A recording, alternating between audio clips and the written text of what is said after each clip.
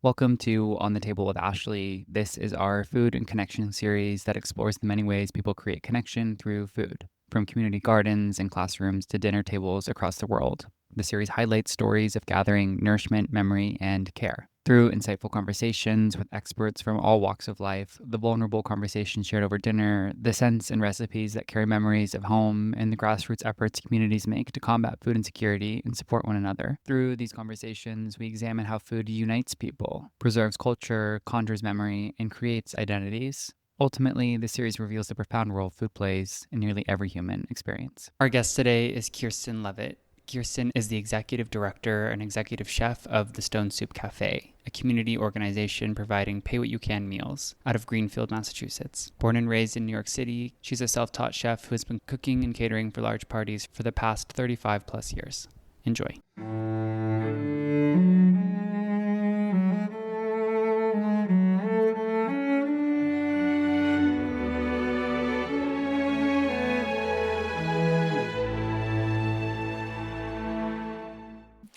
Kirsten Levitt, thank you so much for joining me today. I'm really excited to talk with you about Stone Soup Cafe and everything that you've been doing there and then everything that the organization does. Thanks so much, Ashley. It's what a pleasure to be invited on to the podcast. This is my first official podcast, so I'm just thrilled. Thanks so much for the honor. That's amazing. That's Yeah. amazing. Well, I always like to start hearing a little bit about where you grew up and what kind of kid you were. I was born and raised in New York City. I'm a Washington Heights girl. I think Lin-Manuel did our neighborhood justice, although I'm twice his age. And so I lived through different immigrant transitions before the current cultural makeup of that part of the city. I was a very precocious child. I was always curious. I was always getting in the way, and I was always trying new things. All of those have served me greatly in all of the different works that I've done throughout my life. I left New York City at 21 and I lived in Ohio. And I lived there for 13 years. It's where I had my son. And then in 1999, I graduated. I went back to college as a non-traditional student to become a school teacher. And when I graduated in 99, I moved to Western Massachusetts to Greenfield. And I've been here ever since. And tell us about Stone Soup Cafe and how long you've been associated with it. Yeah. So Stone Soup Cafe actually started with Jeff Bridges, the actor, who was a student of Bernie Glassman, American Zen master, who's now passed away. And Jeff was very interested in No Kid Hungry. And as Bernie's student, he and Bernie did a lot of musing about the world and hunger and feeding people. Bernie was also very interested in that. They wrote a book together, The Dude and the Zen Master, but Bernie had already written a book called Letters to the Cook. And so there was a lot of synchronicity in not just their partnership as master and student learning Buddhist Dharma, but also around the ways that they viewed how people should be treated. And so there's that. So it started as the Let All Eat Cafe in Montague back in 2009. And they needed to move the meal to a more central location. And I took that meeting as the clerk of the church in Greenfield. I'm associated with All Souls Church, and the cafe has lived in the basement of All Souls Church since 2010. And in 2011, Ariel Pliskin, who had worked for Bernie and then had an idea to create a social entrepreneurial cafe, a pay what you can model that further blurred the lines between social economics, have and have not. And he led the community in a sociocratic circle discussion that happened over 4 weeks, where the community named the cafe Stone Soup Cafe. So, from its inception, people are at the forefront and center of everything that we do. Inclusivity and dignity are at the forefront of what we do, promoting belonging and agency, all these things that Bernie really espoused, because for years he had gone on street retreats and he had lived as unhoused person and gone to soup kitchens. And he says, yeah, there's a lot of love, but there wasn't a lot of dignity. And dignity included choice and agency and the right to be there, to feel like you belong, to feel like you were safe, to feel like you were a contributing member in whatever way you could possibly contribute. And so all of those things are built into the foundations of the cafe. We took all of his teachings and we use them to this day. So Bernie started Socially Engaged Buddhism through his practices with the Zen peacemakers. He was the head of the Zen peacemakers. And socially engaged Buddhism it operates on three tenets. So the first tenet is openness, so letting go of fixed ideas. And the second tenet is bearing witness. So you actually watch and not interfere, but bear witness to the joy and suffering in the world. And then given those things, right, given that you let go of your fixed ideas and judgments and you've seen what's happening, then the third tenet is loving action. And moving into loving action was Bernie and Jeff's creation when they started the Let All Eat Cafe and then its iteration as the Stone Soup Cafe, right? Loving action was there was no food available for people who couldn't afford food on the weekends in Franklin County, in all of the county. Bernie said, let's start a cafe and have a luncheon on Saturdays. So at least there's food on Saturdays. And if people need to take extra food home so that they have food on Sunday until the next community serving happens, let's make sure they can do that. And so Stone Soup is actually this creation out of a loving action plan with so much intentionality about how we work with our community members, how we collaborate, how we partner, how we move forward to make sure that everybody feels that they have dignity and worth while fulfilling their most basic human need and right, which is good food. So it's amazing. And the cafe does so much. So I'm just going to list a couple of the things that I saw Mm-hmm. on the website. So I would love to talk a little bit more about the pay what you can model. Yeah, sure. And then you have something called the really, really free market. And online, it looks like really fresh, wholesome, whole food. So I want to talk about that. Mm-hmm. You have a community store, monthly soup nights, an annual harvest supper, and solidarity workshops. And I can see how all of this goes into the socially engaged Buddhism and these three tenets you were talking about. And we may not have time to talk about all of them, but I'd love for you to pick one or two to share with us.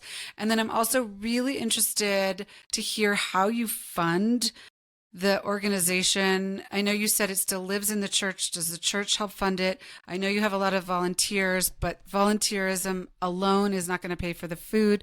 Are farmers donating? Just you've made this work for such a long time. I'm really, really interested to hear how you're doing Yeah. it.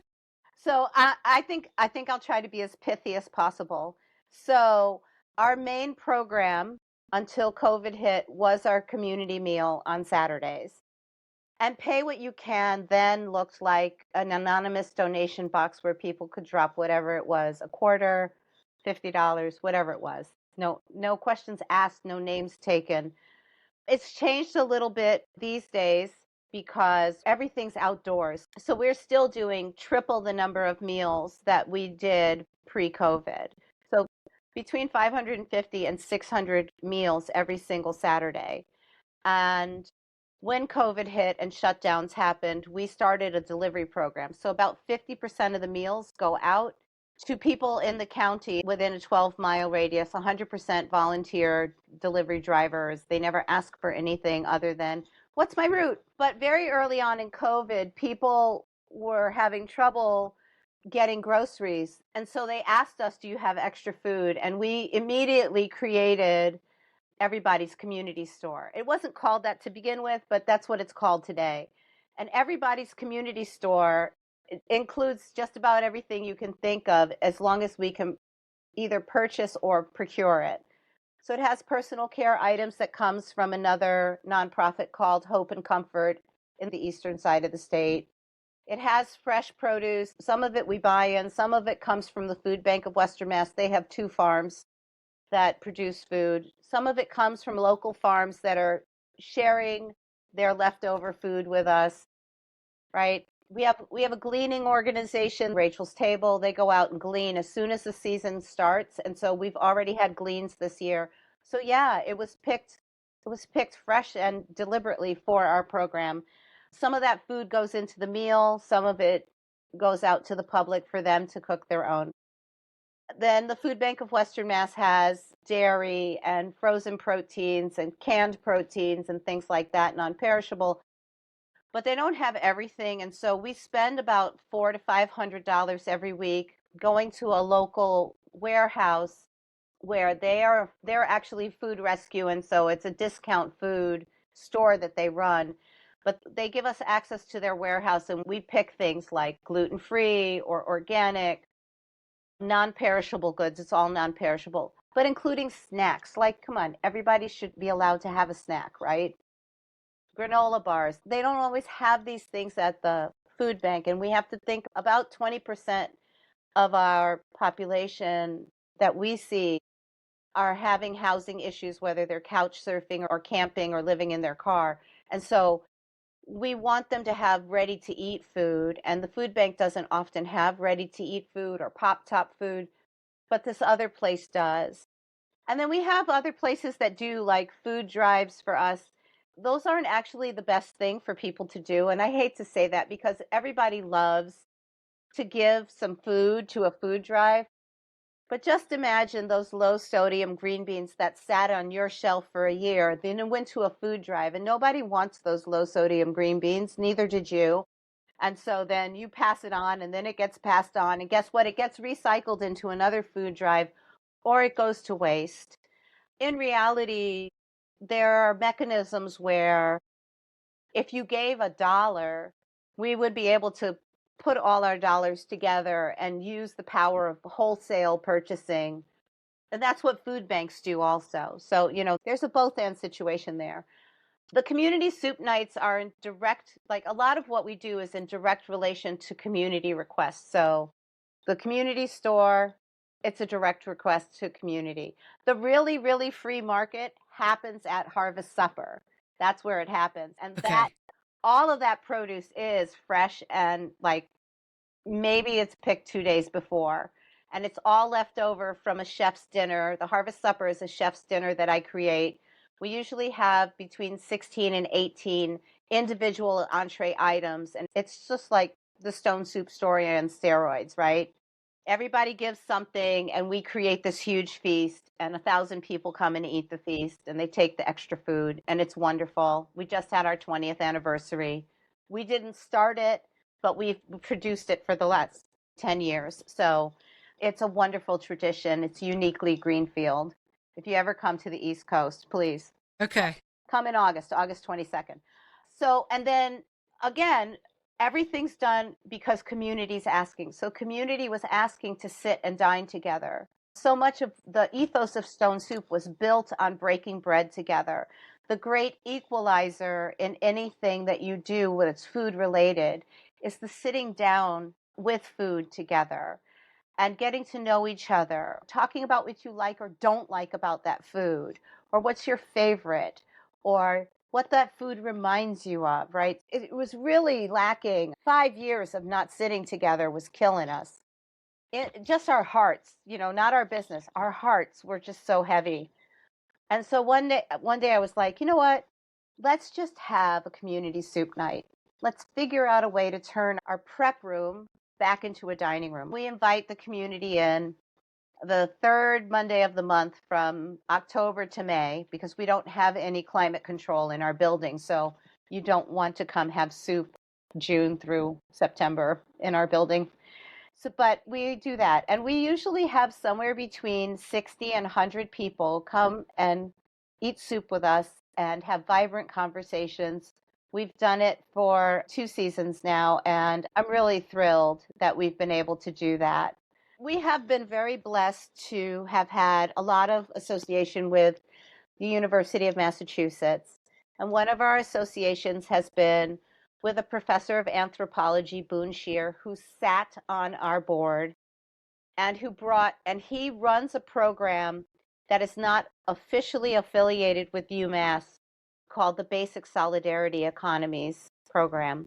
And so we asked Boone and one of his graduate students to come and look at our pay what you can model, because people were always calling our meal free, and other people who have means were thinking that they were taking food out of poor people's mouths.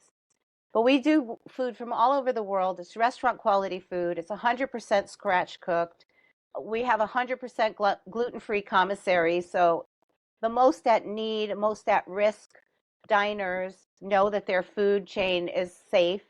And we wanted to make sure that people understood that paying what you can, first of all, instills dignity in yourself. Even if it's a quarter, you are still doing something. Paying what you can could also be, I can't give you a penny today, but I'm going to stay and help clean up, right? So it's not just transactional dollars. So we had UMass looking at this, like, how can we shift the culture? And so they did a whole report. One of the things that they said was Stone Soup is a hub for mutual aid, and we should be offering mutual aid workshops. So the Solidarity Economy workshops are workshops where one of our program manager who's gone through the BSc program and is a graduate of UMass works with other groups that are offering mutual aid, in some manner. We've had Timeshare, we've had Poor People's Army, we've had the Finders Collective, Redistro. These are all places that are local to Western Massachusetts. We've had them come in. We serve a dinner. So again, we're providing another opportunity to sit and eat together. And then they do about 45 minutes presentation on what their organization is doing around mutual aid. Some of them are organized more hierarchically, but still providing a vehicle. Mutual aid is providing the vehicle where everybody can bring what they have and share so that waste is reduced, so that people get their needs met. A friend of mine used to say, good old Uncle Carl always said, take what you need, give what you can, right? Yeah. So it fits right in with our mission too, of like, we help each other. And our, the Stone Soup story is all about bring what you got and put it in the pot, and everybody's a little bit makes the great pot better. So has the work that you've done in this basic solidarity economies changed the way the community views Stone Soup Cafe? Are you seeing different people come and participate and eat with you and give more because they don't feel like they're taking from somebody who needs it more? What has Yeah. changed as a result of that work? So I think that stewarding a culture shift from scarcity to abundance is always part of the work. Yes, there are people that show up for the workshops that don't necessarily come and eat, but then they say, "Oh, but we could come and eat," and sometimes they do. I think I have said for years and years, there's no us and them, there's only us, right? It's only us. There's like, there's no it's really not about Democrats, Republicans, or independents. It's about humans.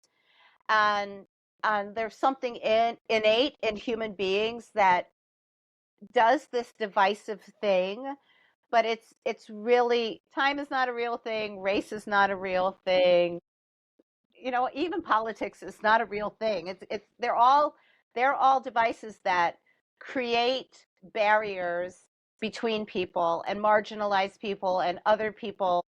And in reality, food is a basic human right and need. We sit down over a plate of food.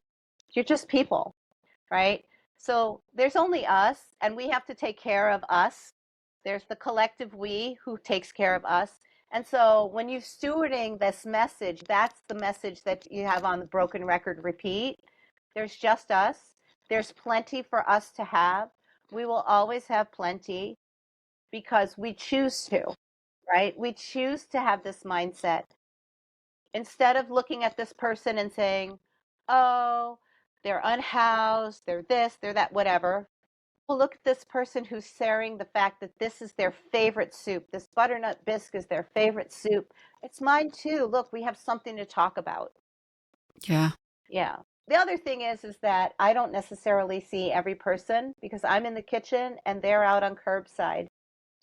That's one of the things I miss about the way the cafes run right now is pre-COVID, every Saturday, I went out and I talked to every member of our community. I knew what they liked for food. I knew what their food allergies were. I knew what their needs were.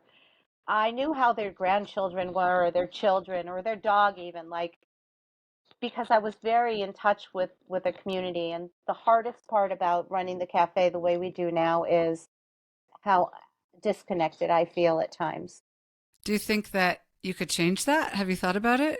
Well, yeah, we've actually been working on this plan for 5 years. And the thing that we're waiting for is the other place to move. And there, right? So we're waiting on somebody else's timeline. But the plan is to have our own building and for us to operate 7 days a week, lunch and dinner, and for it to be a pay what you can cafe, and for us to be able to continue to make offerings of all kinds of different opportunities for people to learn how they can connect with community, not just at Stone Soup, but we want to be a community hub. We want the friends to come in and say, hey, we do this. Want to be part of that too?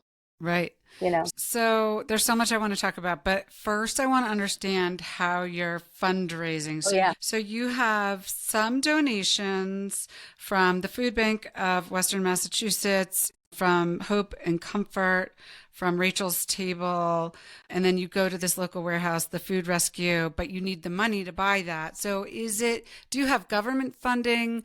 Does the church help fund individuals? So the church hosts us, and in exchange, we pay 100% of all the utilities of that building. So it's our rent. They support us by allowing us to take over their entire basement. When COVID happened, we were the only occupants in the building, and we've taken up all 3,000 square feet and busting out of it. They support us because members of the church are individual donors as well. And they talk about the cafe in glowing terms. And many of the members of the church are also volunteers at the cafe. We have over 500 unique volunteers every year. It's You'd be like, wait, you're only doing 1 day a week. Yep, we're making scratch food for 600 people, and it's a 3-course meal. It's always soup or salad. Right now we're in salad season. Soup season is Labor Day to Memorial Day. A main entree, 2 vegetables, a starch, and a protein. There's an omnivore protein and a vegan protein choice. And then there's dessert. So it's always a 3-course meal, no exceptions. And so, it takes a lot of people to chop. And when you're making 17 or 18 entrees for Harvest Supper, like hundreds of people come to do Harvest Supper. It is quite the circus at times. So about 45% of our operating revenue, which this year is anticipated to be over $750,000, comes from individual donations. We do work on relationship, and I have a wonderful staff member who does fundraising and marketing, and she's brilliant.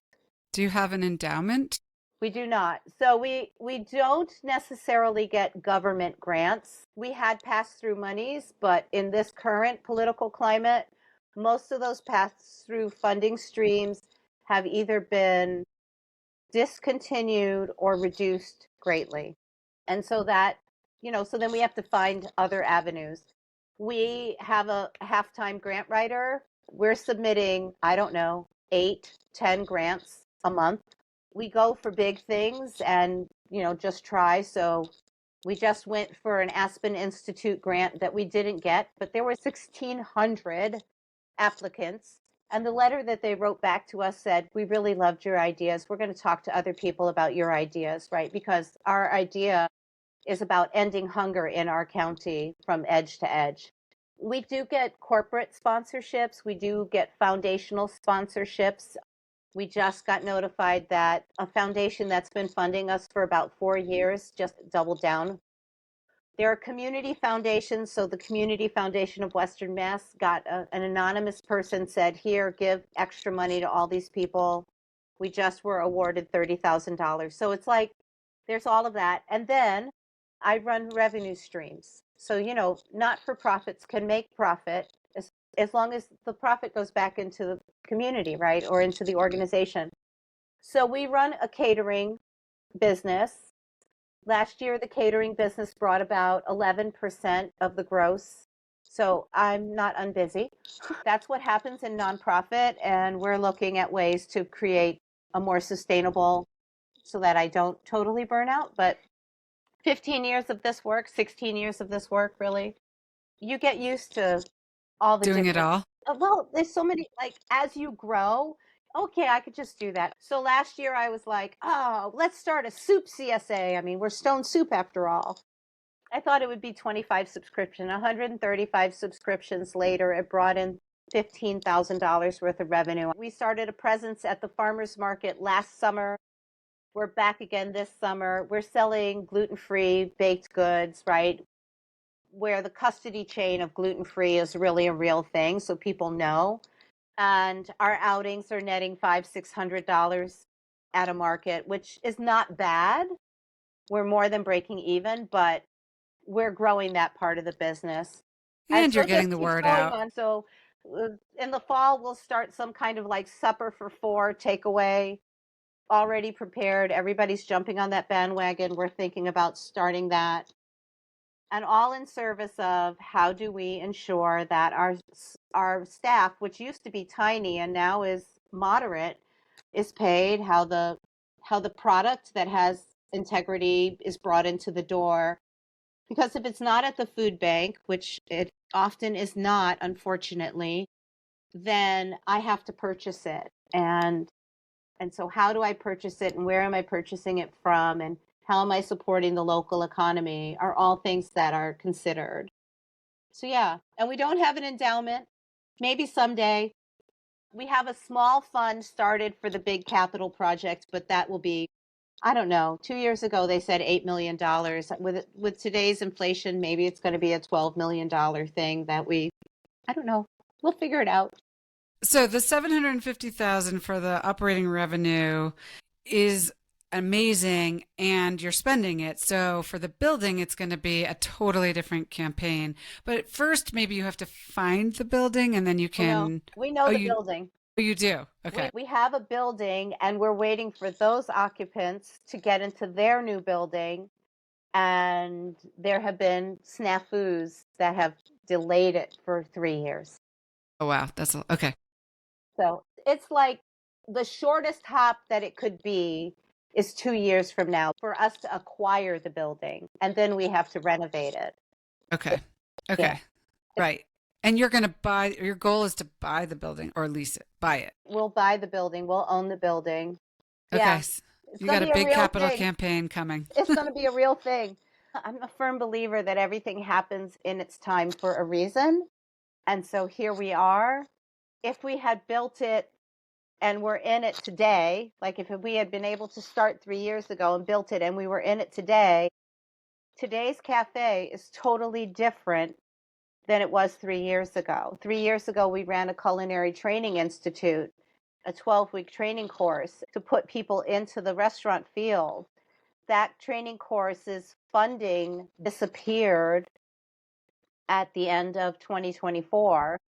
So we're not doing that anymore. But originally, the first plans for the building were do this, have the Culinary Institute in it, have a food hub in it, make way for other nonprofits to be working within our environment so that we're building collaboration and partnerships. Really working on food justice. Collaborations and partnerships will stay. Food justice work will stay. In-person dining will return. It's the biggest part of our dream is like the whole reason we wanted a building was to sit together. The whole reason we want to do 7 and 7, that's lunches and dinners, is because we want people to have one place to go where they know the one set of flow and hours, because it's not fair. And this probably happens all over the United States. There isn't just one charitable organization that's doing all the meals. And that means that you have to know, where is the meal? What time is the meal? What are the rules at that meal site? You know, do you eat in, or do you have to take it away? And like, if you're living with food insecurity, poverty, being displaced without housing, addiction, medical issues, or mental health issues, or if you're living with any of those things, trying to juggle how many places you have to go in a week just to get fed is undignified. And it goes right back to what Bernie said. There's a lot of love, but there's no dignity. And for me, I just want to build one place where there's all the love and all the dignity, and people can show up and be taken care of, be their best selves, be part of it. Like, not just us, it's a two-way street. That's the other thing about mutual aid, right? One day you might have to take the whole bag of groceries, but a week later or 2 weeks later, your circumstances may change and you may give back two bags of groceries, right? There's always this like belief in our power to be part of something, right? That the give and take is a real thing. And what people love to say, that they just take, and it's like, no, they're all of us, and we all need to be part of a system, and we all need to understand that at one moment we might be giving, and at the next moment we might be taking, and that neither of them is shameful. So this series that I'm doing is all about food and gathering, and even though all of your meals right now are not in person, you still are doing the Saturday meals and the harvest festival and all, all Mm-hmm. or dinner and many things where you are in person, and you have over the years.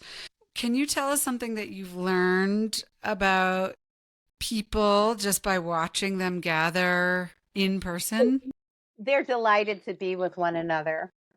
I mean, first of all, like, first and foremost, I remember the first harvest supper that we did during COVID was a drive-through mass event.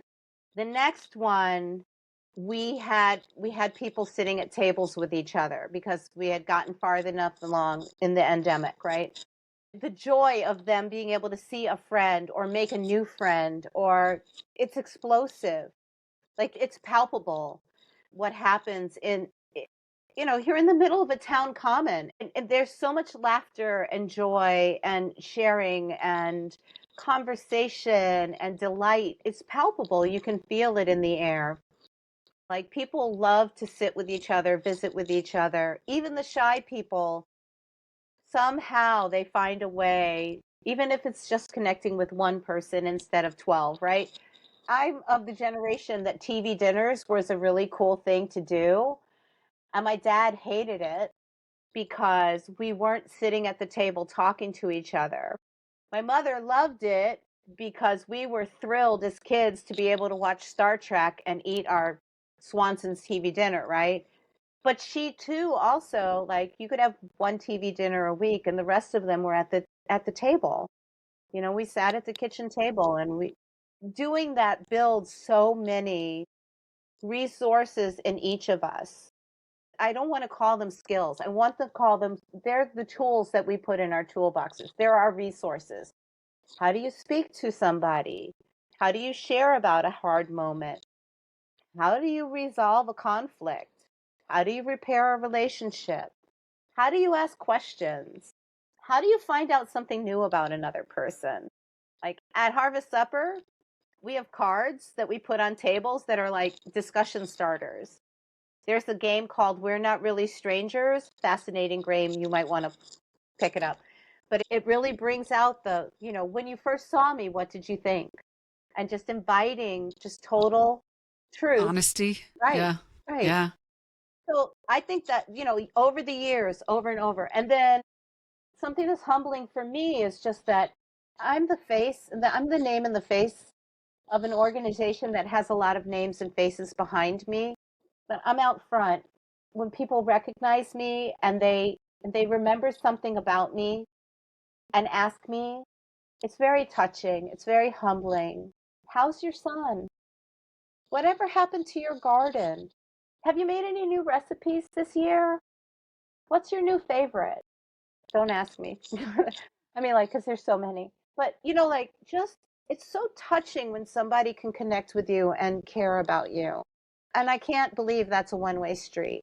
No, I don't think it is. So Right. another person that I spoke with as part of this series is Ken Aliba. He's a food historian and he's written a number of books, and he wrote a book about the ritual of dinner all over the world. Hmm. And the sort of depressing thing, common thread that he found is that the family dinner is dying. And a lot of the things you said and that you are revitalizing, I would say. And hopefully, then the people who are coming, if it's once a week, are bringing it into their own lives as much as possible. Is that we forget, if we it's sort of like a muscle. If we don't practice how to sit down and disagree respectfully, or how to be curious and say, why do you think that, instead of that's wrong, we lose those skills. And I feel like, I mean, so much of what I do with my podcast and with my brand is all about rekindling that human connection. And it wasn't just COVID. I think it started to degrade long before COVID. I think COVID sort of made it worse right all at once. But the good news is we can revitalize, rekindle, relearn. And everything that you're doing is reminding people, maybe teaching people who haven't experienced it, but reminding people who had it that they can have it again, that they can have it all the time. And obviously, it's beautiful that you're tackling food insecurity, but really what you're tackling is what I care about most, and that's human connectivity and all the layers of it. It's not just, the soup. It's not just the harvest supper, but the solidarity workshops. It's just this bringing together that is really, really beautiful. And then the fact that you can serve a 3-course meal that's from scratch and truly gluten-free and whole food, and it's really astonishing. So I hope that you take moments to step back and just like pat yourself on the back. I mean, your whole team, it's really quite remarkable. And that as a nonprofit, you've been able to keep this going since 2009. So many nonprofits can't do that. It's bravo, just bravo. Thank you. Thank you. Appreciate that. So you said you have these conversation starters. It's funny because I talk a lot about, I believe strongly in gathering, and one of the things that I talk about and I've started to do, and some of my friends do, is to sort of have these questions. We have some good friends, and if you go to dinner at their house, you know that on the back of your name is a question, and there's going to be a time during dinner when you need to answer that question. And I really believe that it allows people to get to know each other on a deeper level. And people are generally pretty willing to be vulnerable and share if Mhm. asked directly. But so much of the time we don't ask, we just sort of stay at the surface. So what do you think makes somebody feel welcome at your tables? And maybe it's just that they know before they even get there that they're welcome. It starts with someone walking in the door. And, all during COVID, I had a staff member who they've since retired, but they had a big booming voice. And somebody would come in, and if they were somebody we knew, I felt like it was cheers. Warm, like, and everybody, like Louise washes dishes. She's 80. She's been with us for I don't know how many years, probably 14, almost 15 years. And she gets to the top of when you come in the door, there's a ramp that you walk down. And so everybody's like, Louise, hi. But when it's somebody we don't know, we still say, hi, welcome. So great you're here. Are you here to volunteer? Like there's this immediate, you know, sense of you're welcome to the family, right? And hopefully not in the worst of ways of dysfunctional family, but more in the like your experience has begun. You are now part of something bigger than yourself, right? So when people come in to dine at Solidarity Economy or Soup Night, there is somebody there greeting them. Hi, so great to see you. Oh my God, Tommy, I can't believe you showed up tonight. I didn't think you were going to be in town. Who'd you bring? It's all of that. Invitation, invitation, invitation. We're so happy to have you. And all of it's genuine. It's not, it's, like a lot of times when you're running a for-profit business, hospitality it rules everything. And so there's also the capitalist idea that I need to make sure that they have a good, it's the pay what you can concept allows us to be like, pay what you can, do what you can. We're so happy to have you. Another person in our midst. And if you're new, oh my goodness, I'd love to get to know you. Can I come sit with you in 5 minutes? And there's so many of us, volunteers, board members, staff members, community members that do that. They like, I don't know, maybe we have a lot of gregarious people in Western Mass. We probably do. We have a lot of artists out here. We have a lot of creative thinkers. We have a lot of visionaries here. But I can tell you that it doesn't matter what the education level is, the social and economic status is of the person who is greeting that other person. There's something, that connectivity that you were talking about, that is so heartfelt. And I do think that one of the advantages that happened during COVID was we recognized, those of us who recognized our disconnect felt the deep, deep need to reconnect. And that was huge. I agree with you that disconnectedness started long before COVID. It actually started when computers and internet happened, because I was a school teacher and I watched it.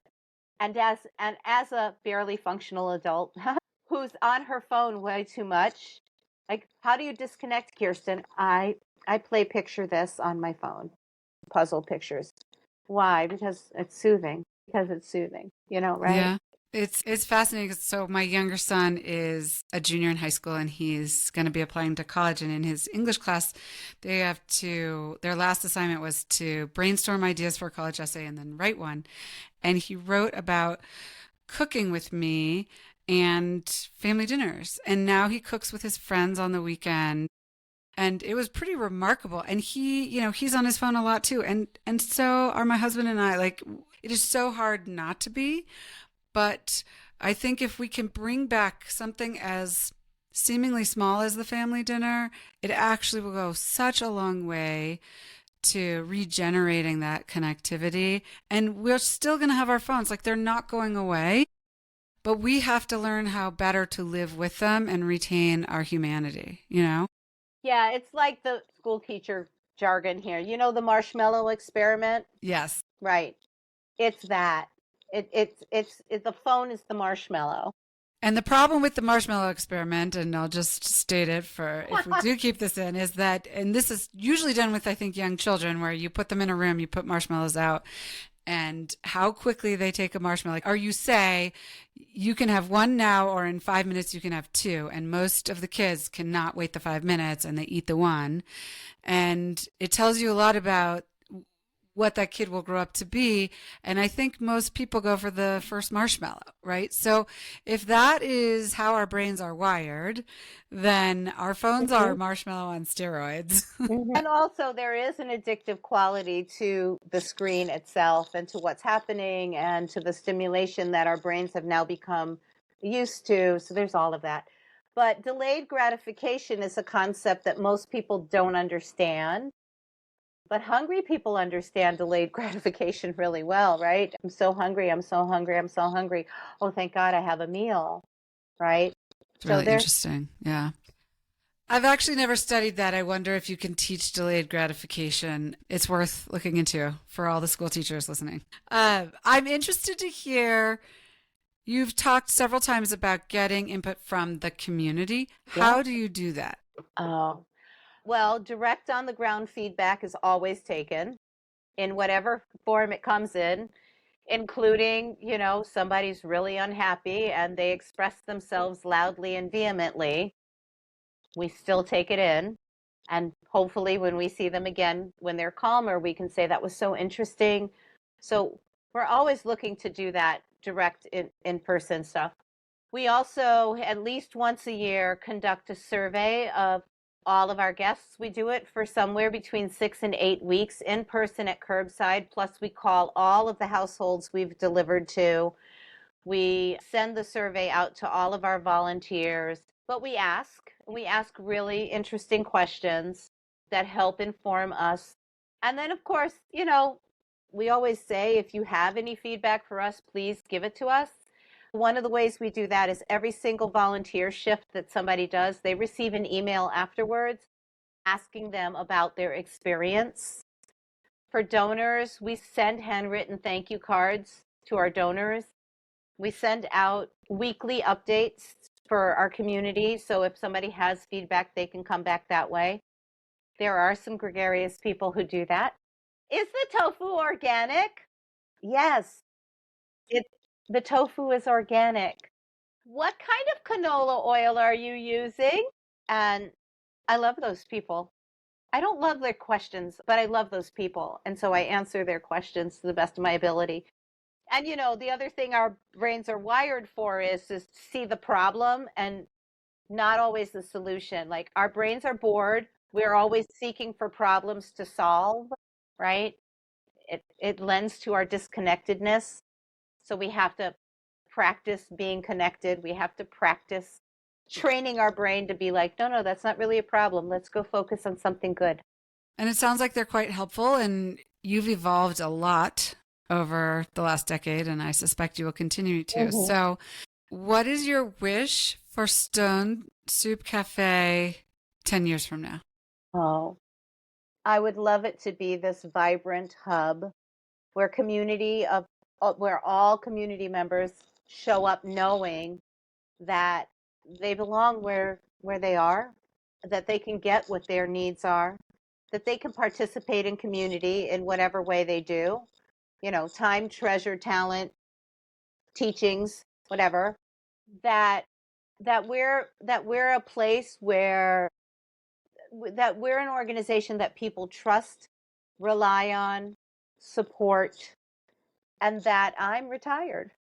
I probably will retire and volunteer, and they'll have to carry me out feet first out the door because this is, the work that we do is hard work, but it's heart work. It's my heart, right? It always fed my heart. And so thinking that I won't do it doesn't feel good for my heart. But knowing that the next generation of leadership has to come, that in order for an organization to be able to sustain itself and thrive, it means that you have to have the next plan and the next people and the next version. And so my board I've already asked them to create a transition plan. We need a sustainability plan. We need a transition plan. We need a growth plan. Let's work on it.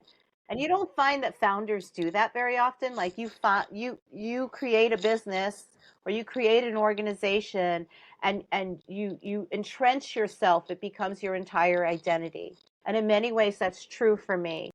But I'm different in that I know that someday I'll be volunteering when they carry me out feet first.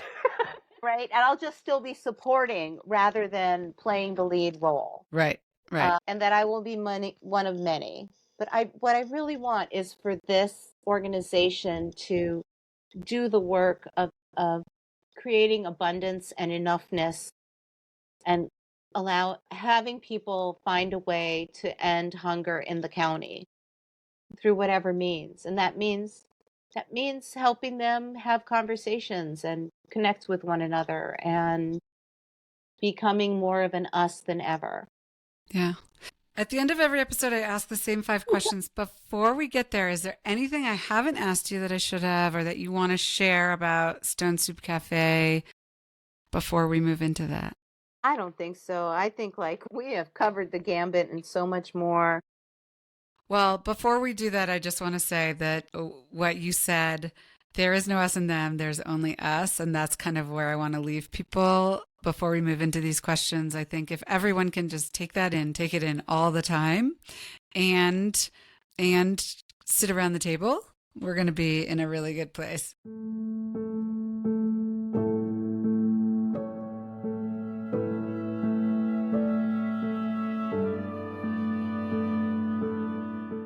Okay, so at the end of every episode, I ask my guests the same 5 questions. The first is, as we explore in my brand Amatand, which is French for to take care of your soul, objects can hold a lot of meaning for us. They can tie us to the past, enable us to enjoy the present, and sometimes even take us into the future. Can you share an object from your life, whether or not you still have it, that holds a lot of meaning for you, and tell us why? So my grandfather, Max Gustav Joel, was he wrote books on gems and minerals. He owned a factory. He was a philatelist, a stamp collector. He's famous for all kinds of different things. He was a deep patriot. I never got to meet him. So I have his books. His wife also was a collector. She's part of the National Doll Association beginnings, and she wrote books. I have her books too. But years ago, my father gave me one of my grandfather's pieces. It is a jasper, green jasper frog. And I collect frogs, right? My dad is gone. My dad's been gone for 20 years, almost 21. And I have this frog. And when I take the frog out, I'm connected, not just because I love frogs and collect frogs, but because I'm connected to my father, who's connected to his father, who's connected to the earth, right? They're nimble, they're creative, but they're fragile and vulnerable too. So they're all the perfect things that make up what we humans are like too. That's beautiful. Can you share a favorite tradition? It could be something from when you were a child or something you do with your son or something you do today, anything at all. Oh, Lord. It's really interesting because there's a bunch of traditions that feel like they've fallen by the wayside. But a tradition that started in my childhood. So I'm the daughter of a Jewish man and a Christian woman. And I identify more with my Jewish roots than I do with my Christian roots. However, my mother started this thing when I was very young that on Christmas Eve we would have a party and people would decorate the Christmas tree. So I literally have done this for 60 years and we still do it for years. I'm married to a Jewish guy. We had a Hanukkah bush. Everything was blue and white because he was like, get that tree out of my house. And I was like, if I don't have a tree, my son doesn't come home. And I love my son to death. My Max is my world, my whole world. So now we go to Max and Christina's house and we decorate the tree and we have a big dinner for friends on Christmas Eve. And it's special. Like, every Mother's Day we go out and they come here or I go there and we go plant shopping for our gardens, right? And every Christmas Eve we have a party and we invite friends over for dinner. And she loves doing the Feast of the Seven Fishes. It's lots of fun. So yeah, tradition. It's Yeah. beautiful. I love traditions. I love hearing about them. Are you in, well, this is kind of a funny question because you're constantly entertaining, but are you in a phase in your life where you enjoy entertaining in your home, not for Stone Soup Cafe? You may not have any more energy for it, but I'm interested. I used to for years and years and years. And before COVID, we had at least some kind of gathering of our friends once a month. It's kind of whittled down to maybe 3 times a year, to be honest with you, because it is so busy. But I had the great honor of, I've been studying with a Native American grandmother, Strong Oak LaFave, and doing the walking and balance training with her, which is a wonderful circle practice of repair, conversation and repair. I've been in the group with them and I invited them to come for Passover dinner. So that was the last dinner we had, was the last night of Passover. We had 8 for dinner and it was wonderful. So, it's a lot of work, but then it's so like, who cares about the work? Again, it's hard work, but it's hard work, right? And it was just lovely to be with a group of people who I'd been learning beside and to be able to have another learning experience. Many of them had never been to a Passover. Some had, right? So it's just, yeah, I like to have one picnic a year, some kind of cookout. This year we're not doing it at my house. We're doing it on the town common because we turned 15. So on June 14th, we're having a big birthday bash out on the town common. And it's a volunteer appreciation and 15th birthday celebration in less than 2 weeks. So yeah, just all good stuff. Yeah.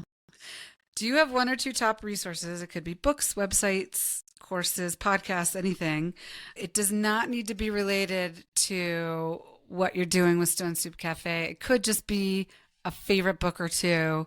But if you do have some on mutual aid or anything, and we could also add those in the show notes if you have resources that you really like for some of the things that you guys are tackling. So you're going to laugh at me. Who has time to read?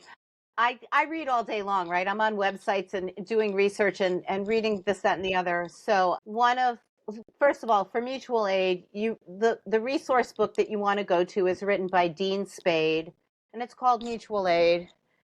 Yeah, and it's interesting because if I want to, you're gonna laugh at me, but if I want to be inspired, there's a little book full of like allegorical stories called Bucket Full of Dreams.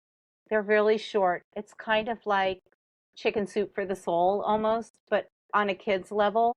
And I know it's controversial, but I do think it's really important that we get back in touch with our inner child. And so I have been known to pick up my Dr. Seuss books and reread them. McGulligan's Pool is definitely one of the unsung heroes. Most recently, I went to Washington, D.C. to a national anti-hunger policy, right? And I did a day of lobbying on the Hill. I had never been to the Hill. I had never done a day of lobbying. I didn't know if it was for me. And I literally described it when I did debriefs that I was Yertle the Turtle. But I think the best podcasts and resources are the ones that my friends send me because they know that I need a lift. One of the beautiful things about podcasts these days is it's hard to find. There's so many good ones and it's can be hard to find. So actually I think your friends sending you like just listen to Yeah. this episode Yeah. is actually So cool. really helpful. Friends do that with me and I do that with friends too. So I think that's great. I will tell you, there is one episode. It's with Eve Marco. This is Bernie's widow, Eve Marco, Marko, and Jeff Bridges, and it's on aging. And it happened, I think they did it about 6 months ago. Okay. It's lovely. Okay. That sounds amazing. Yeah. And I'm also going to get Bucket Full of Dreams. I haven't heard of that one. Yeah, it's old. I don't even know if it's in print anymore. But I'm my sure it favorite can be. story is about the two frogs in the bucket of cream. You used to read Frog and Toad books too?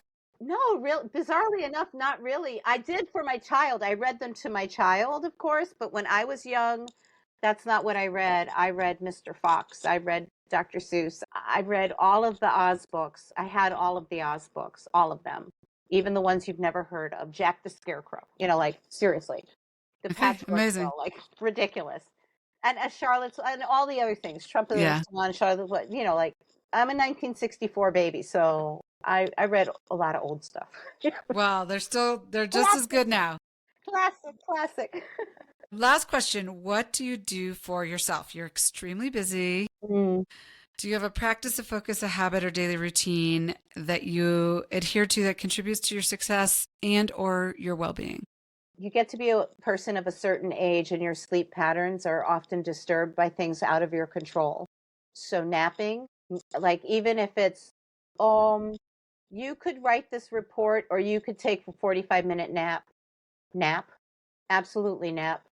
I've been focusing on my health, and so I've been on a journey for several years to become not obese.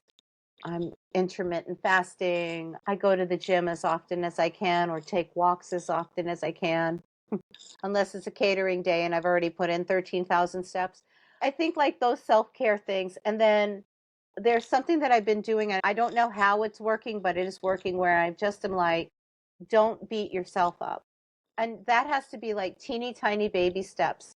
So, because you have this narrative, this voice in your head that says, how dare you take a nap? You have 16 things to do. You haven't done the laundry. Quite frankly, the laundry will wait. Your health and your rest is the most important thing you can do for yourself, besides spending time with people you love and doing things that you really value and care about. Yeah. Well, Kirsten, thank you so much. It's been so wonderful talking with you. I can't wait to keep watching the story. I can't wait to hear about when you move into the building. Oh, thank you so much, Ashley. What a joy. On the Table with Ashley is presented by Amatond, an elevated, everyday, luxury home and tableware brand with products designed to cultivate connection. You can learn more about Amatond at ametendre.com or on Instagram at Amatond. By subscribing to our newsletter on the Amatond website, you'll receive updates on new episodes as well as promotions relating to Amatond and Amatond's products. Send us an email at reachoutanytime@amatond.com if you have ideas for guests or series ideas you'd like to pass along. Thanks for listening.